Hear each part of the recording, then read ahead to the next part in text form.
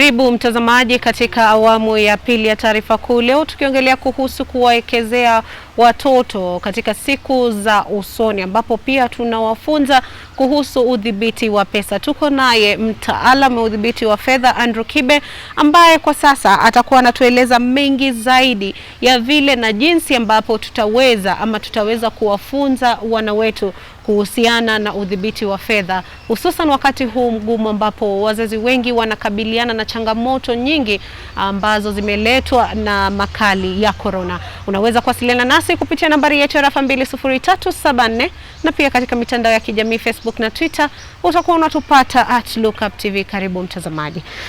Tukiendelea, tulikuwa tumeongelea kuhusu kuna watoto ambao wameweza kupata mafunzo haya, ama kuna watoto ambao wanapata mafunzo haya ya udhibiti wa fedha na imeweza kuwasaidia?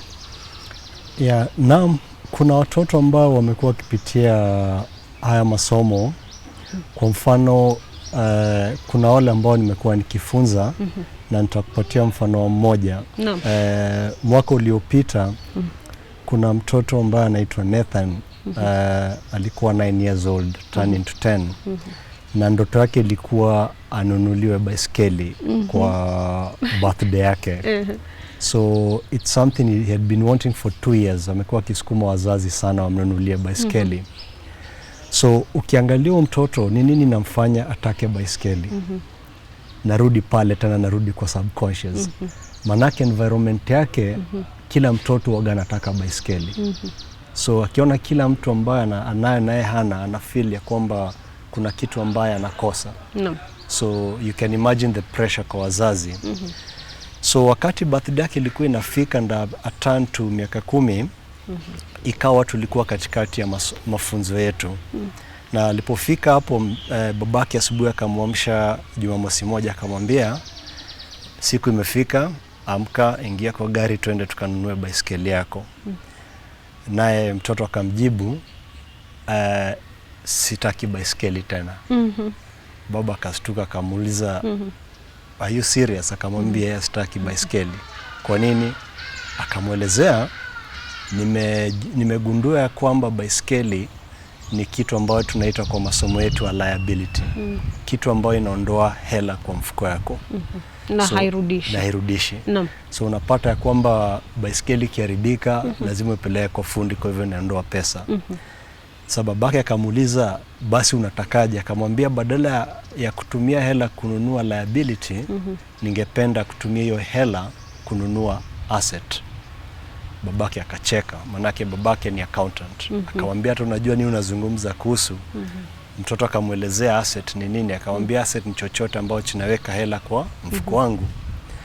Akamwambia, nikinunua hiyo asset iwe inaweka hela kwa mfuko wangu, nitaweza kusave, na hiyo pesa ambayo nitasave ndo nitanunua baiskeli nayo. Umeelewa?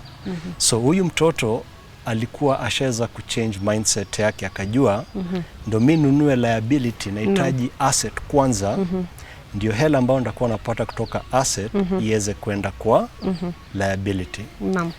So babake akastuka, akamuuliza, na ni asset gani uko nayo kwa akili? Akamjibu, akamwambia, ningependa kuinvest kwa government bond.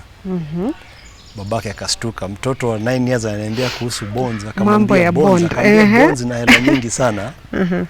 Akamwambia, kuna mpya ambayo ilitoka inaitwa Makiba, with 3,000 waweza kununua. So babake akafurahia sana.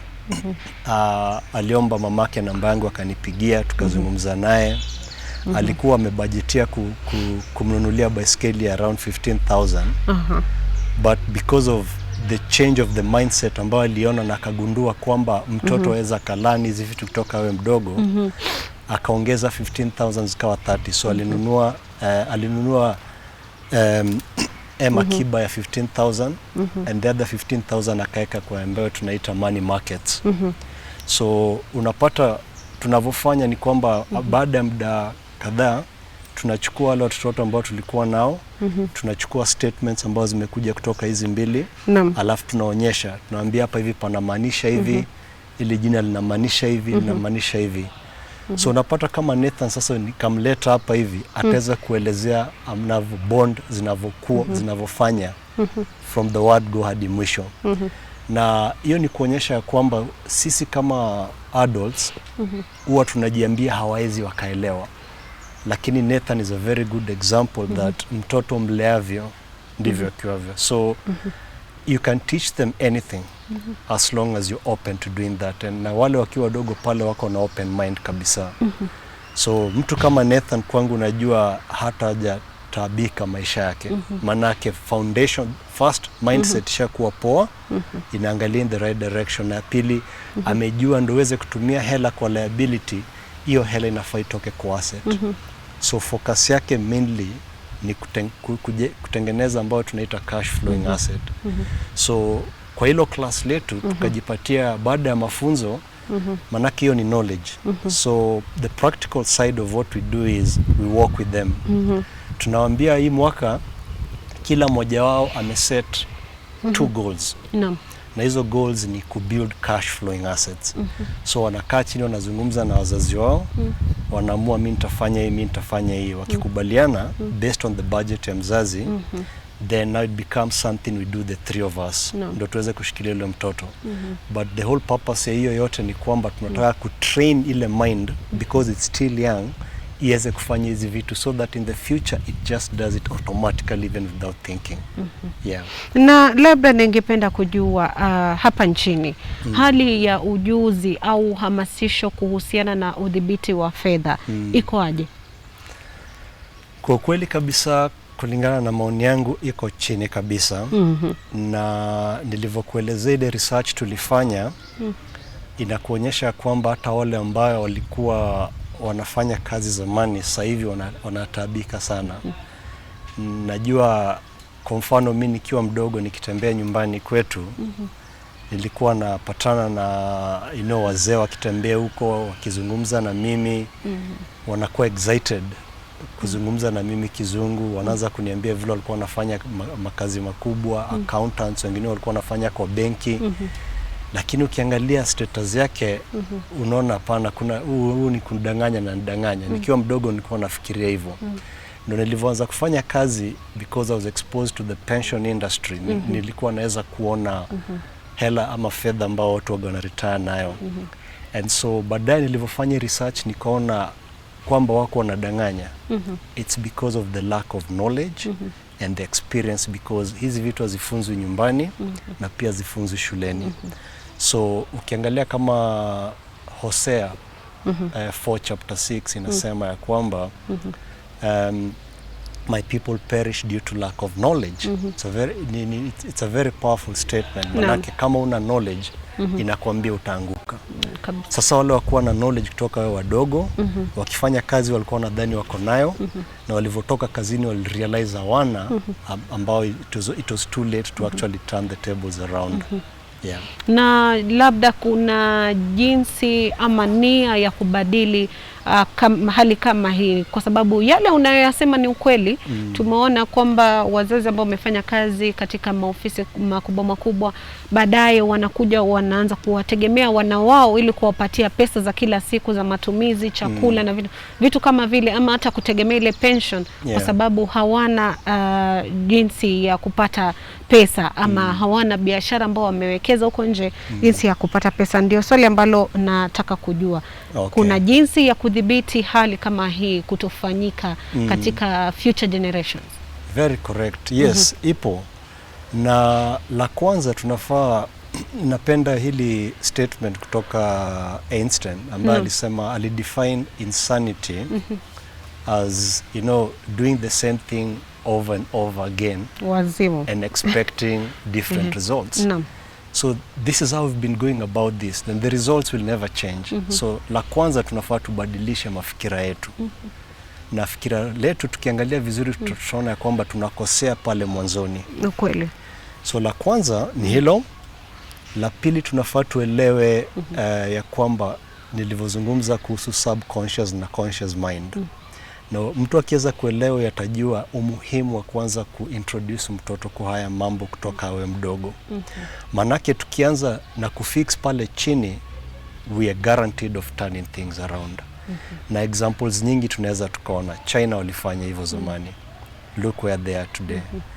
Unajua wakati mwingine wanazungumza na watu, naambia watu, ukizungumza na Wahindi wengi, kama mimi nilisomea Aga Khan nikifanya A levels zangu, na ilikuwa a rude shock for me because we live in the same country, but when I got into that space nilikuwa nasikia ni kama mimi sio mtu. Unazungumza na wale and you can tell there's a very different level of thinking.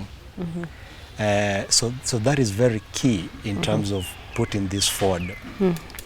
So ya tatu, tufanye kwamba tunavyofunza watoto wetu tuwafunze jinsi ambayo the real world works.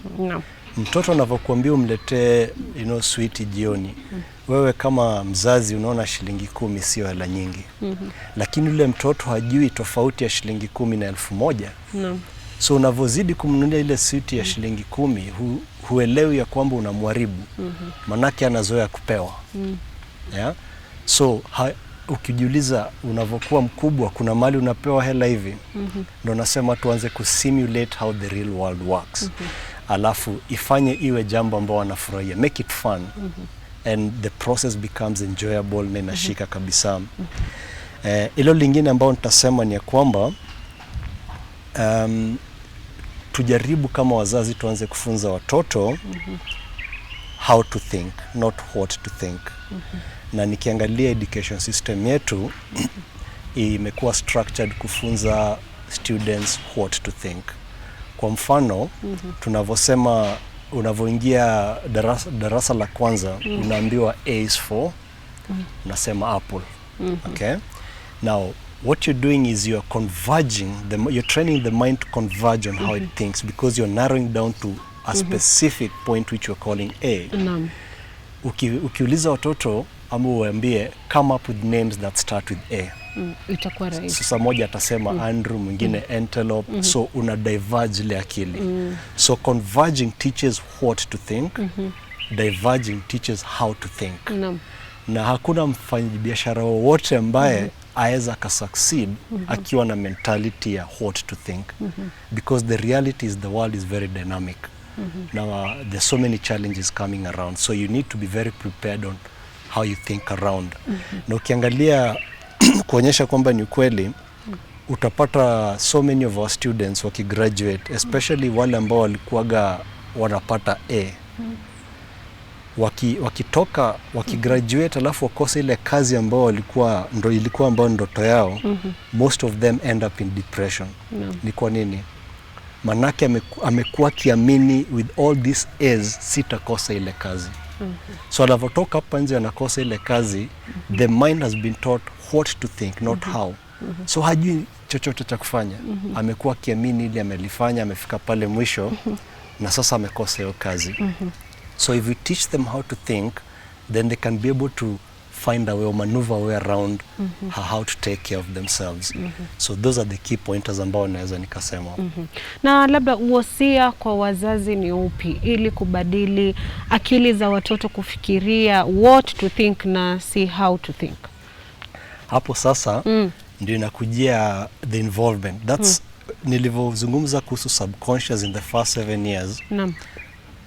Utarealize ya kwamba ni muhimu sana mzazi kuhakikisha kwamba amelay the right foundation. Na njia moja ya kufanya hivyo ni kwamba usizoeshe mtoto kitu. Wakati unavyofanya kitu chochote, mwache afikirie kwanza. Let them learn through mistakes. Hakuna mtoto ambao anazaliwa na anatembea. Ataanza na kucrawl, ajaribu kupandia, kujishikilia kwa ukuta, anguke hivyo. Let them go through that process. Kama tuseme unataka kununua gari, unamuita. Isiwe ni wewe na bibi yako ama wewe na mume wako. Muite pale mtoto, waambie sasa sisi tunataka kununua gari. Mawazo yako ni ipi? Because now when you make them start opening up, they come, hata kama mtachukua ile, wacha feel input yake imekuwepo hapo. If you want to buy land, incorporate them in that. Tunataka kununua this land. Kwa mfano, nikiamua nataka kununua gari la tuseme 1,000,000, mimi najua nitatumia hilo hela. Okay? Lakini sasa nikichukua ile mtoto nimwambie mimi nataka kununua gari, nimuulize mawazo yako ni ipi? Anipatie mawazo yake, nimwambie hapana. hata nimekata sasa nasema nitanunua ya 500,000. Wewe unafikiria vipi? Sasa ile mafikira yake yote akinipa namfungua akili kufikiria kando. Unaelewa? So that is the best way to start doing that at home. Kama uko na biashara, especially sasa hivi shule zimefunga kwa muda mrefu, ndio candidates wanaenda kufanya mitihani yao alafu wa nyumbani muda mrefu. Chukua mtoto wako, kama uko na biashara, mpeleke hiyo biashara mara kama 3 kwa wiki. Leo mweke department tuseme kama ya finance, kesho mpeleke pali pengine hivyo, alafu jioni unamuuliza leo masomo yapi umepata kazini. Akikwambia na wewe unasukuma kidogo unaongezea hivyo. So the more you expose them to things and then you keep questioning them to make decisions, unaanza kufungua akili yake. Labda tunaweza sema kwamba baadhi ya mambo kama hayo ndio yamechangia watu wengi, hususan watu wenye umri kama wangu. Mtu anapopata kazi, kitu cha kwanza anataka ni anunue gari badala ya shamba. Correct. Na mtu anataka kununua vitu ambavyo tunasema hizo ni liability instead of investment. Labda hilo linaweza kuwa linachangia pia. In fact that's the problem. Manake na pia unapojibu ningependa kusikia wasia wako kwa vijana kama sisi. Wacha tuanze kwa kusema hivi. Ni muhimu watu kuelewa kwamba tulivumbwa sisi kama wanadamu, tulipewa kipawa cha create anything we want. Na hapo ndo Biblia inasema kwamba God created us in his own likeness and image. Imaanisha physical thing, inamaanisha pia sisi tuko na kipawa ya create. Na creation inaanza kwa mafikira. Hata Mwenyezi Mungu alivyotaka kutengeneza dunia alifikiria kwanza. So hiyo nakwambia the best way to look at the mind ni kuimagine ikaa kitu kama magnet. So yale mafikira ambayo unaweka pale ujue kuwa una attract kwa maisha yako. Sasa the danger comes into the first 7 years hauna control. Environment yako ndo inajaza mafikira kwa akili yako. Na after 7 years the subconscious ina remain kuwa 95%. So it means 95% of the thoughts going on kwa akili yako hata hujui were formed in the first 7 years. So the 5% that kicks in the conscious is the one that is trying to think na kutumia logic. Ndio utapata kwamba kuna watu wengi ambao wanaenda hizi seminars ama mtu anaona movie and you get inspired to do something, you feel like this is what I've been looking for. Lakini ukitoka you're very fired up. Baada ya mwezi moja umerudi vile ulivyokuepo. Reason is ile excitement ni ile 5%. Manake it's the conscious ambayo inajaribu kufikiria, inajaribu connect, this is making sense to me.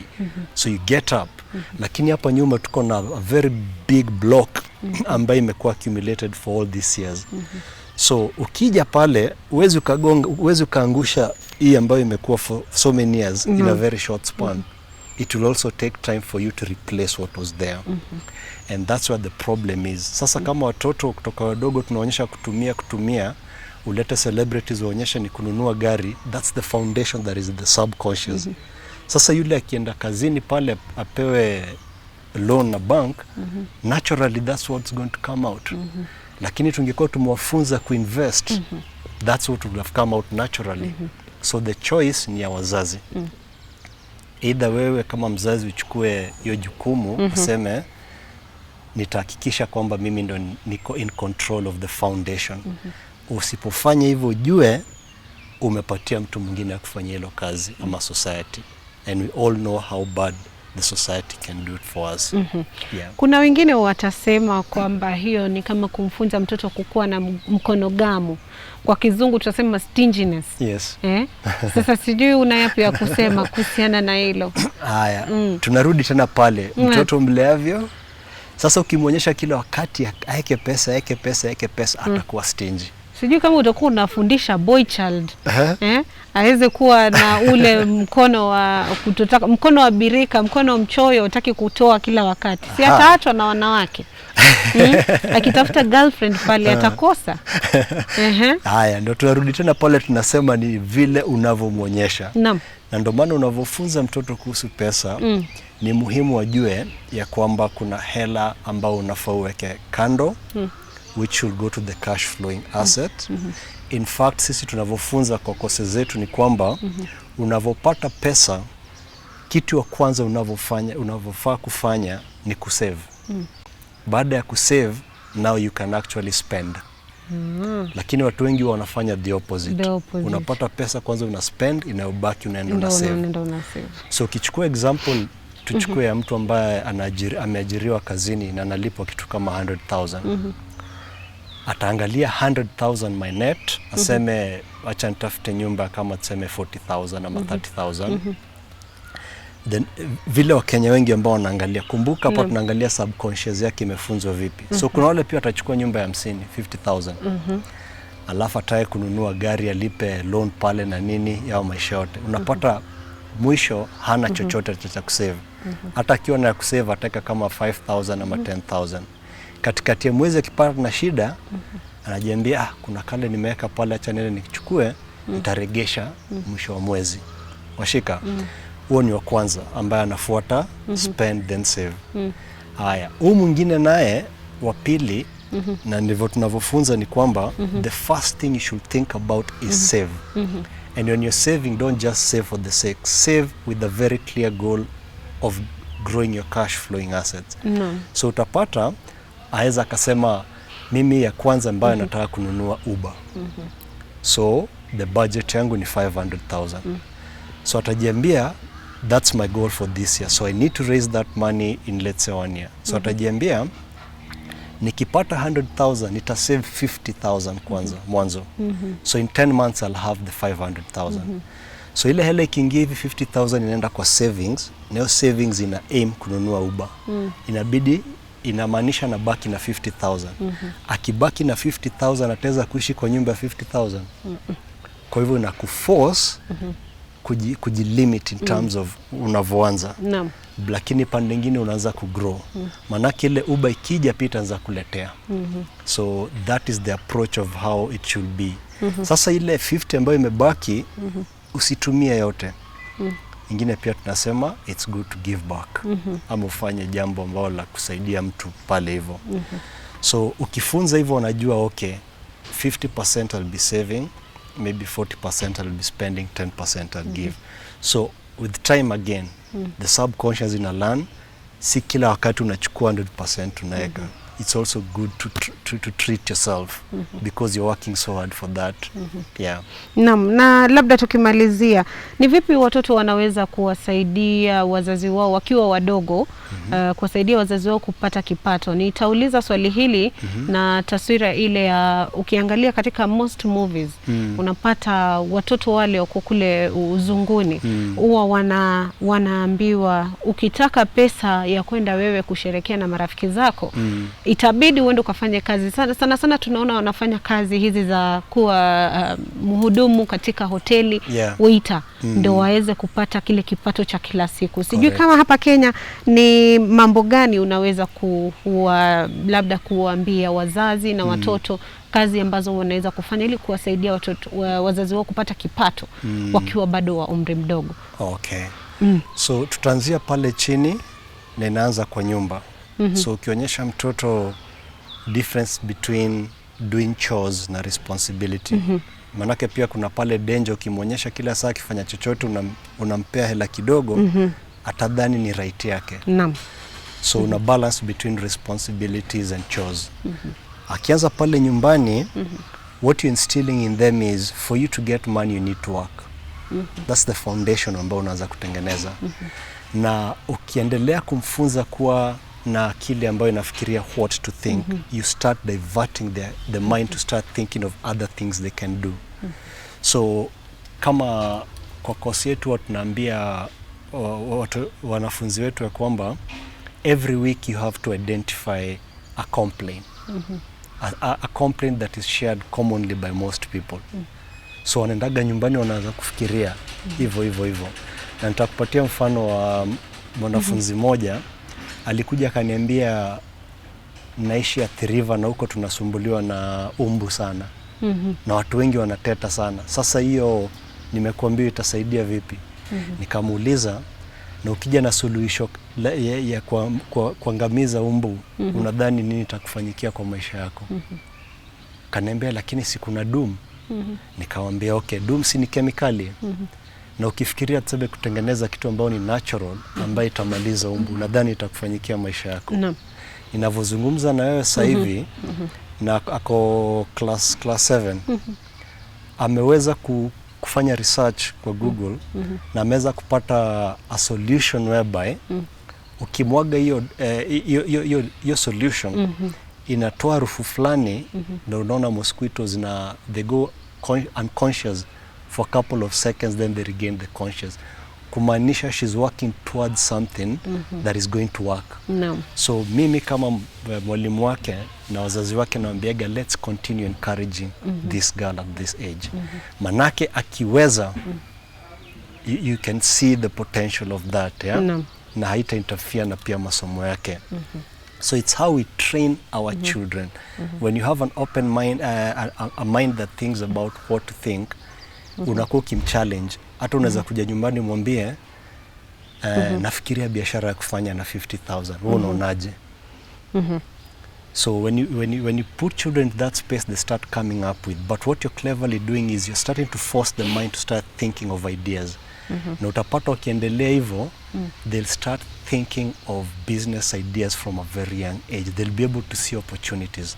Manake opportunities ziko nyingi hapa hivi. Kabisa. The idea is about thinking them what to think.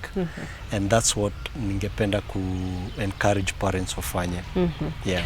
Na mtazamaji, natumai umeyasikia yote ambayo mtaalamu wa udhibiti wa fedha Andrew Kibe ameweza kuyasema kuhusiana na vile ambavyo tunaweza kuwafunza wana wetu kuhusu kudhibiti fedha, hususan wakati huu ambapo kuna makali ya corona. Wengi wamepoteza makazi na wengine wanapambana na hali ngumu zaidi. Na ni wakati ambapo tumefika mwisho wa kipindi cha taarifa kuu. Leo tulikuwa tunaongelea kuhusu kuwekezea watoto katika siku za usoni. Sina budi ila kuambia kwaheri kwa sasa. Naam, shukran tena mtazamaji kwa kuendelea kutazama runinga ya Look Up TV. Jina langu ni Fiona Kenga na hii ni taarifa kuu siku ya leo, tukiongelea kuhusu kuwaekezea watoto katika siku za usoni.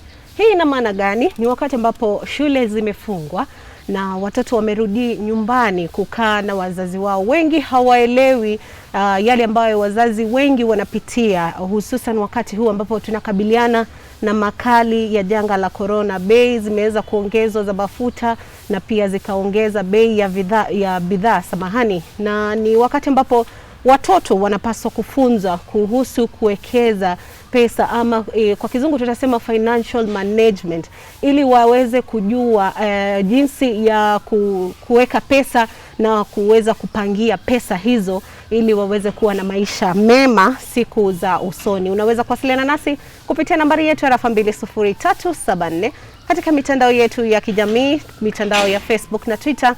Utakuwa unatupata @LookUpTV. Karibu mtazamaji na karibu kwenye show. Huyu ni Andrew Kibe ambaye ni mtaalamu wa udhibiti wa fedha ama pesa hapa nchini. Karibu. Nashukuru sana Fiona. Siku ya leo tunataka kuongelea kuhusu swala ambalo sio wengi wanapenda kuligusia. Mara nyingi tunasema hawa ni watoto, hawaelewi, hawajui. Sasa mimi kama mzazi jukumu ni kuwapatia. Lakini inafika wakati kama huu ambapo tumekumbwa na makali ya corona na mambo mengi hayaendi vile ambavyo ilikuwa hapo awali. Sasa sijui tukianza, ni kwa nini kuna umuhimu wa kuwajuza wana wetu kuhusiana na kudhibiti pesa? Asante sana kwa hilo swali.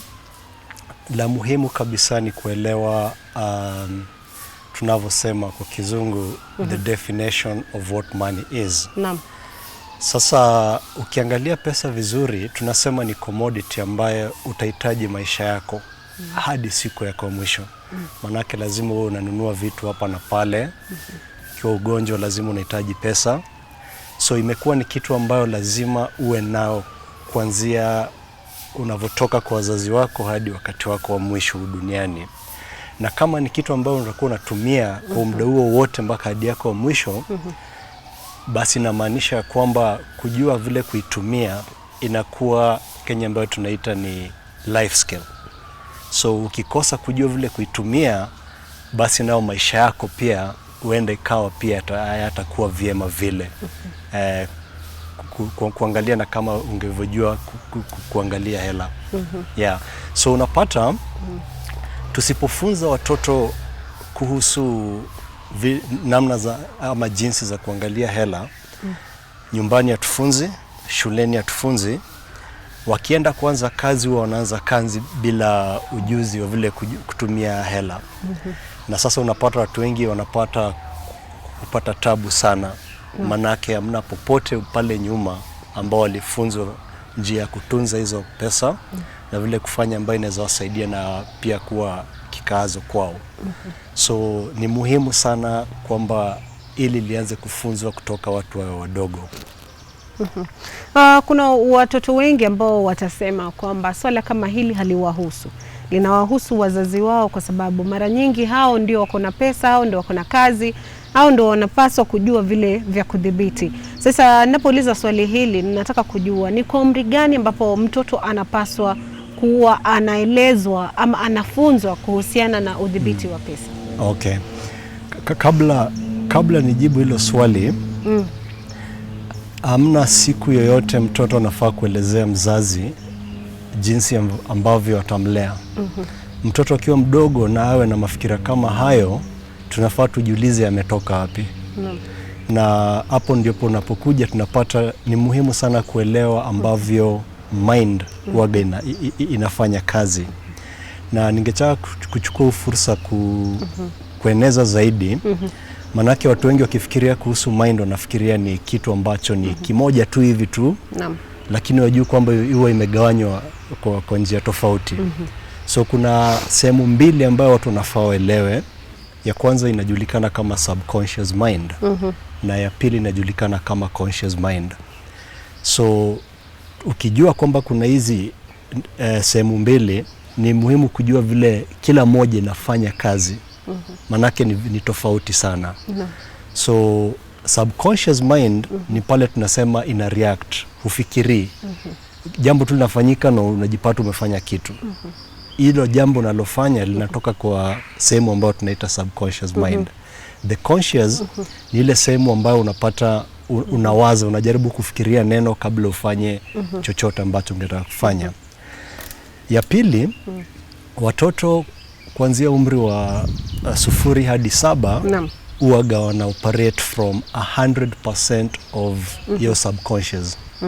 Na njia ambavyo subconscious at that age ambayo huwaga ina learn vitu ni through kutizama ambacho tunaendelea around them. Sasa unapata sisi kwa generation njigi ama kizazi kingi tumekuwa na tunasema kwamba watoto wafai kufunzwa kuhusu hela ambayo itawaharibu. Okay? Na ni kitu ambayo imepitilishwa kwa kizazi kingi sana. So unapata wazazi wengi wanafuata hayo. Na shida inakujia hapo, manake unavosema hivyo unasahau ya kwamba huyu mtoto huwa anaona ambao tunaendelea kwa surrounding yake. Kwa mfano, unavopeleka mtoto kwa duka, anatizama nini? Atatizama ukichukua vifaa dukani, kisha uende pale kwa kashia, utoe pesa, ulipe, uondoke.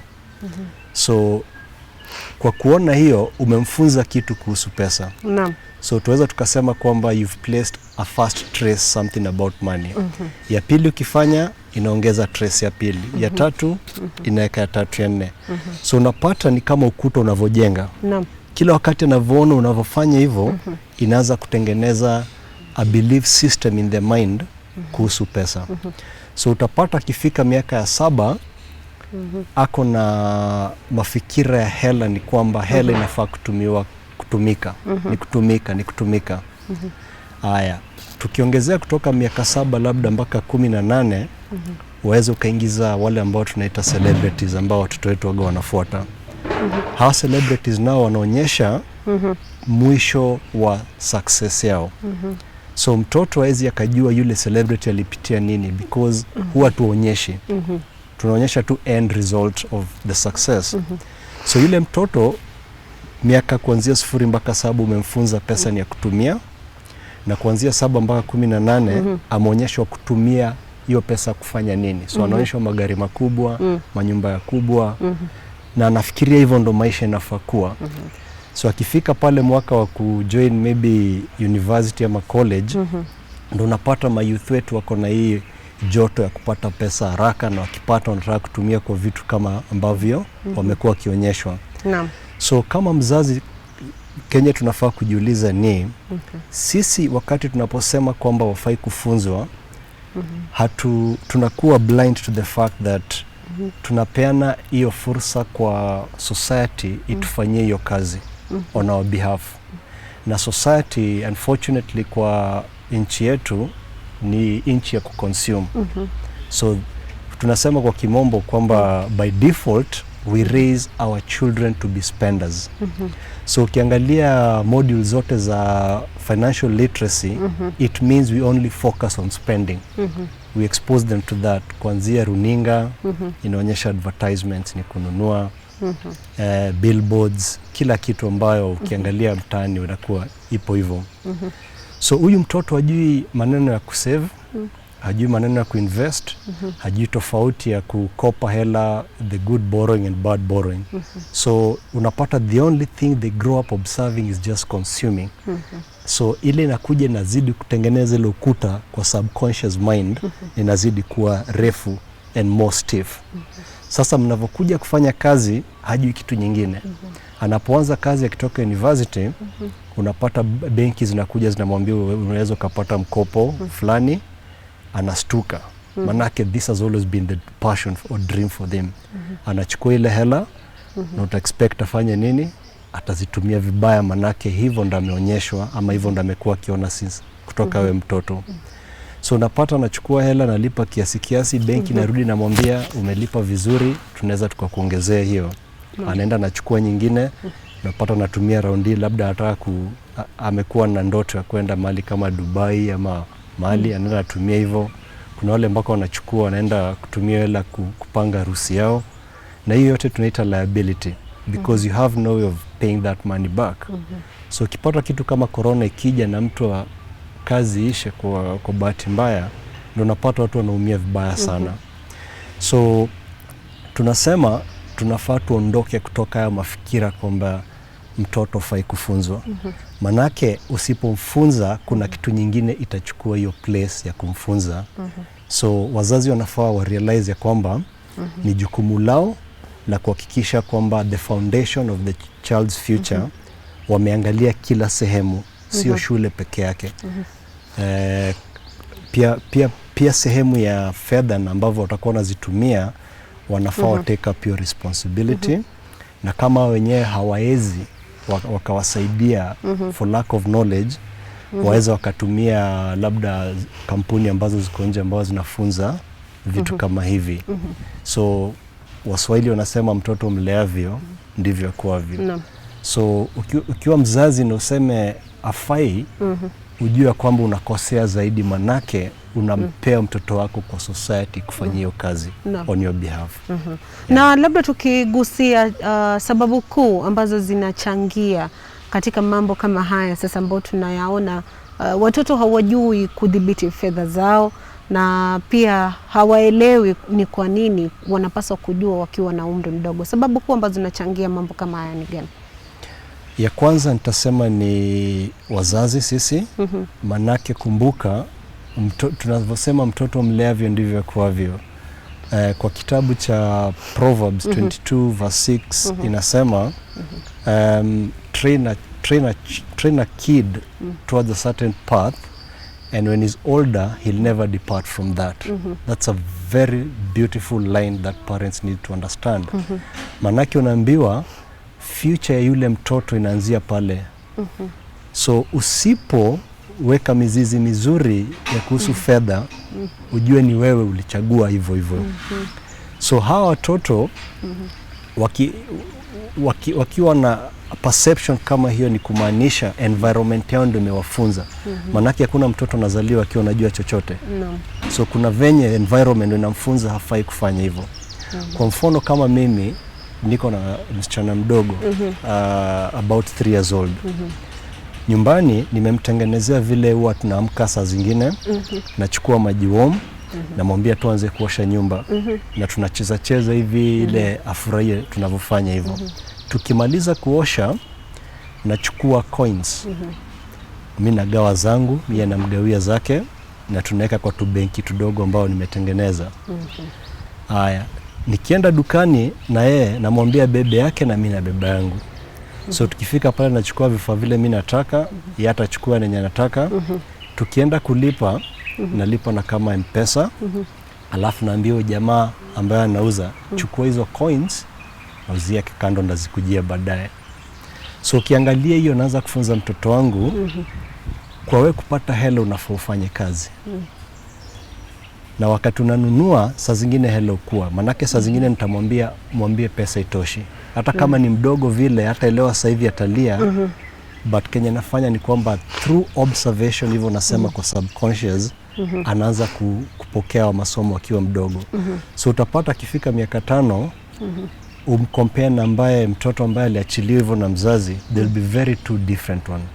Mmoja hataelewa kwa nini anafaa ajue maneno ya hela, lakini wangu watajua. So yote inaanzia na mzazi. Okay. Labda tukiongelea hivi vibenki, mara nyingi tulipokuwa tunakuwa tukiwa wadogo, tulikuwa tunatengeneza zile piggy banks, za kuweka coins, na sana sana ilikuwa ni coins kwa sababu hakuna mara nyingi utapewa noti ili iweze kuweka. Labda hiyo unaweza sema ilikuwa ni njia moja ya kufanya wazazi kuweza kuwawekezea ama pia kuwasaidia watoto wao kuwekeza katika siku za usoni. Ni kweli kabisa. Lakini tunafaa tuiangalie a bit higher than that. Ninavyotizama Kenya, wazazi wengi ambao huwaga wanafikiria kuhusu watoto wao na kuwafunza maneno ya fedha, wanaendaga wanafungua mabenki, wanawafungulia accounts, alafu wanaanza kuwekea akiba polepole. Na wale wadogo kabisa pale nyumbani wanapewa hizo piggy banks na wanaanza kuonyeshwa kuweka. Hivyo ni vizuri sana. Manake unaanza kufunza mtoto kwamba kitu kabla ununue unafaa kuwa umesave. Okay? Now, shida ambayo mimi niko nayo ni kwamba hatuwafunzi hii hela una save kwa nini. Na nitasema kwamba without a goal of why you're saving, then you're not learning anything. Na utapata wazazi wengi ya kwamba waga wanapeleka hela kwa benki na hawahusu watoto wao kwa hiyo. So kwa ufupi hamna chochote ambao mtoto ana learn. So ukiekea mtoto hela kutoka awe miaka 5 hadi 18, alafu kuja umwambia ndio hii benki yako, nimekuwa nikikuwekea hela mpaka saa fulani, you've not taught them anything. Atachukua ile hela na kabla ujue atakuwa ametumia yote. So advice ambayo mimi ningepewa wazazi ni kwamba tuseme unataka kuwa ukiweka kata kama ni 100 kila mwezi. Pale nyumbani ambia mtoto wako nifanyie hivi, na ukifanya hivi ndakuwekea kitu kidogo. Na ikiwezekana mpatie yeye mwenyewe aende aweke. Either sasa aweke kwa ile piggy bank ama muende naye benki aweke. Because the virtue of doing that, an observe. I go back to the subconscious. Anaona vile kunaenda, na hiyo ndio ambayo ina form foundation atakavyokuwa akifikiria anapokuwa mkubwa. So we need to change the attitude of just saving for the sake of it or for a rainy day, towards what goal am I saving towards. So you, kwa mfano unaweza ambia mtoto wako birthday yako inakuja in the next let's say 6 months, unataka nini? So utapata wazazi wengi ambavyo wanafanya ni kwamba nikumbushe nitakununulia keki, nikumbushe nitakufanyia hivi. Unapata mtoto anakuwa excited siku zinavyokaribia, na siku inapofika mzazi anaenda ananunua vitu, anavileta nyumbani, wana have birthday na watu wanafurahia. So hiyo ni scenario moja ambao most parents wanafanya. Lakini advice yangu ni kwamba chukua mtoto mkalishe chini, mwambie unataka birthday yako ama utaki. Atakwambia nataka. Sawa, unataka nini? Andika chini unachotaka. So akiandika keki pale, muulize na keki inatoka hela ngapi. Akwambia hajui, unamwambia birthday ni yako, hujui vipi? So nenda Google, angalia zinauzwa ngapi, ama next time tukienda supermarket, mpeleke section ya keki, mwambie angalia prices za chaguo ile anataka. So that experience inafunza mtoto kitu ya kwanza, price comparison. So anapata kuna keki ya velvet inauzwa hivi, ingine inauzwa hivi. Alafu ukiwa pale kama mzazi pia unamuuliza mbona hii ni ghali kuliko hii. Unaona? So anavyochagua hiyo anaandika. Unamuuliza nyingine unataka, una repeat the same thing hivyo hivyo. So ukipata budget yote unamuelezea sasa kutoka leo wacha niwe nakupatia kazi kiasi ugana. Unaanza kuraise hiyo pesa, alafu unaenda unaweka kwa benki yako. So as you approach the birthday, mtoto anaanza kuona vile hela inaanza kupanda, anaanza kuwa excited about that. So utapata ukifanya hivi ambavyo na recommend, wakati mnafanya birthday atakuwa na ile pride. I worked for this money, nikasave, na birthday nimefanya mimi mwenyewe, si mzazi wangu. And that's what we call empowering our children. So unaweza kuona katika hiyo process yote umefunza mtoto vitu vingi sana. Ya kwanza umemfunza kubudget, ya pili umemfunza kuset goals, ya tatu umemfunza kusave, na ya mwisho na ya maana kabisa umemfunza kuwa patient. Manake ni muda mrefu kabla ule birthday uje. So if you repeat that for about 1 or 2 years, it becomes something ambao wanafanya naturally. Yes. Naam, wazazi wengi tunaona kwamba ni wazazi ambao wameajiriwa makazi tofauti, hata kuna wale ambao pia wako na kampuni zao. Sasa hii ni kumaanisha wengi hawana muda wa kukaa chini na watoto wao kuwaelezea kwamba kuna hivi ndo nafaa kufanya, kudhibiti pesa ambazo nakupatia, ajue kuwajibika na vitu kama hivyo. Sasa unaona inakuwa ni ngumu. Okay.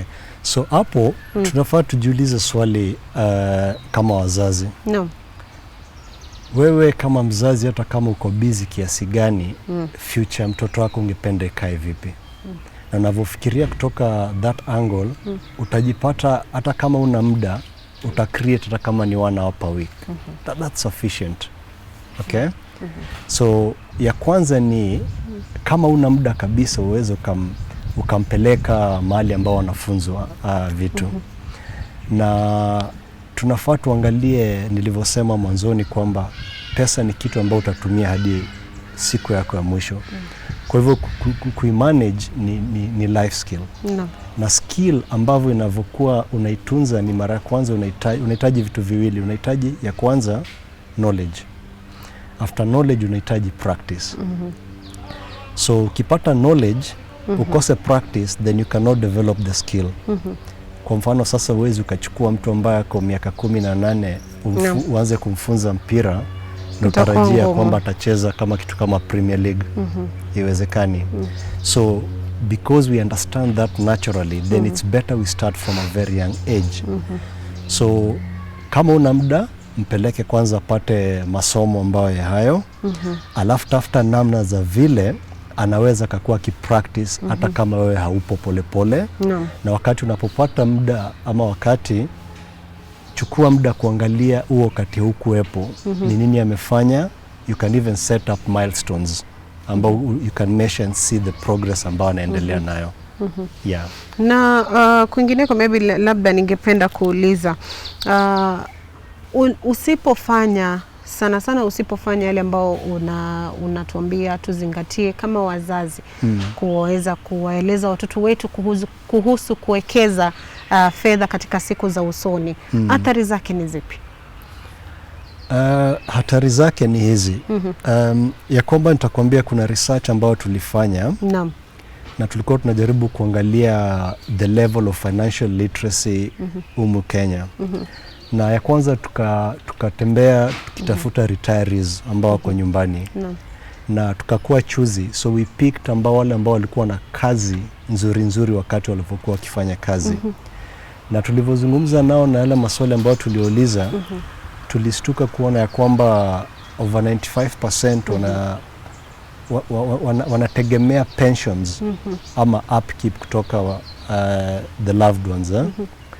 Na ikakuwa ni kitu cha huzuni sana kwetu, manake hao ni watu walikuwa na kazi nzuri, walikuwa wanalipwa vizuri. Sasa alikuwa tunajiuliza shida ilitokea wapi? Mbona walivyokuwa retire wanateseka hivi ama they have to depend on pension, na pension ipatia ni pesa nyingi kabisa. So tulivyokuwa tukizungumza nao what came out was ile ni maji imemwagika, hawezi wakafanya lolote. Lakini kilichokuwa kiwasumbua ni sisi ambao tunafanya kazi, ambao walikuwa wanatuita watoto wetu. Wakasema ya kwamba nyinyi wakati ambao tunawaambia mko ile njia ambao sisi tulikuwepo, na tunaona mkikuja tu na yale makosa ambao sisi tulifanya ndio mnavyofanya, tukijaribu kuelezea hamsikii. Mnaona ni kama tunaingilia mambo yenu ya kifedha. So tunazungumza mpaka inafika mwisho tunaachana na nyinyi. Unaelewa? So walivyotuelezea hivyo, tukamwacha tuje tufanye pia research ya pili kwa wale ambao wanafanya kazi. Na tuliuliza swali mbili. Ya kwanza ilikuwepo, leo Kenya ambao unaelewa kuhusu fedha, ile masomo ambao umeweza kujua leo, ungekuwepo na hilo knowledge kabla uanze kazi, unadhani maisha yako leo ingekuwa vipi? Na 100% ya respondents walisema wangekuwa mbali sana. Kumaanisha kila mmoja wao alikuwa anasema afadhali ningejua ambalo najua leo kabla nianze kazi. Na hilo likatufanya twende kwa swali la pili ambao tuliuliza, na kulingana na Kenya umejua, umefanya nini ama ushawaifanya nini kuhakikisha kwamba watoto wako watapata hiyo knowledge kabla waanze kazi hao? Na tukapata about 93% were shocked on that question, because uta expect kwamba kama ulipitia vitu vingi ndio kuje ku realize vile kunavyoenda, hungependa watoto wako wapitie. It sounds very natural. Ukweli. Lakini swali sasa ni mbona hujafanya chochote? Na hapo ndo nakuja the power of the mindset, the subconscious mind. Kizazi kingi kimekuwa kisema ni vibaya kuintroduce watoto kwa haya. So imepitishwa mpaka tunafanya bila kujua. So tulivyofika hapo ndo tukaelewa kwamba shida ni kwamba tunafaa kubadilisha hii notion ya kwamba watoto wafai kuwa introduced. Na hapa Kenya kuko na very good examples. Kwa mfano tuangalie Wahindi ambao ni wa Kenya, ama tuangalie wa Somalia ambao ni wa Kenya. Ukiingia kwa maduka yao utapata watoto wakiwa pale. Mbona wako pale? Manake wale wanaelewa ya kwamba yule mtoto akiwa pale hata bila kufanya chochote anaona nini inaendelea kwenye hilo duka. Na anavyoona akatasikia vile maybe babake ama wafanyikazi wanazungumza na customers, so anaanza kulearn back to the subconscious. Anaanza kulearn kitu kuhusu hiyo. So unapata kama ni communication skills is very important when you're running a business. Anaanza kuona jana niliona ule azungumzishwa hivi, huyu amezungumzishwa hivi. So it becomes something they do naturally. So unapata if you follow that trend, then it leads to a positive outcome. Na tusipofanya hivyo, basi utapata ya kwamba tutaendelea kuwa na watu ambao wana retire and they end up continuing waiting for pensions and upkeep from their children. Manake now it's a three generation problem. So the only way to end your cycle ni kubadilisha yale ambayo. Mtazamaji, tunachukua muda kidogo wa mapumziko leo tukiongelea kuhusu kuwaekezea watoto katika siku za usoni, vile kuwafunza jinsi ya kudhibiti pesa, maana sio wengi ambao wanajua hali ngumu ambayo wazazi wao wanapitia, hususan wakati huu ambapo kuna makali ya corona. Usiende mbali, maana tutakuwa tunarejea muda usiokuwa mrefu.